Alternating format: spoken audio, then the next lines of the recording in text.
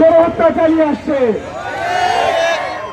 আমরা বাংলাদেশের জমিন থেকে এই বর্বর গণহত্যা ও নির্যাতনের বিরুদ্ধে প্রতিবাদ জানাচ্ছি। সংগ্রামী উপস্থিতি, ইসরায়েলকে মনে রাখতে হবে এমন একটা দিন আসবে যেদিন প্রত্যেকটা ইহুদিকে বেছে বেছে মুসলমান এবং সূর্য সন্তানরা হত্যা করবে। সংগ্রামী উপস্থিতি, আমরা আজকে প্রোগ্রাম থেকে জানিয়ে দিতে চাই, সকালে পরিবর্তন আহ্বান করতে চাই, সরাইয়া রাষ্ট্রপতি সকল ব্যবসায়ী আছেন, আপনারা আল্লাহর রাস্তে ইসরায়েলের জন্য বয়কট করবেন।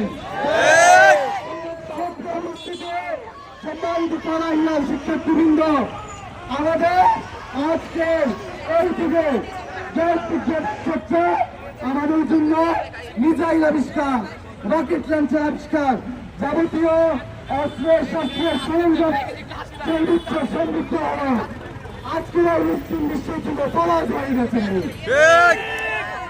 আজকের এই সংগঠন সমাবেশ থেকে আমরা ফিলিস্তিনের পক্ষে যাচ্ছি।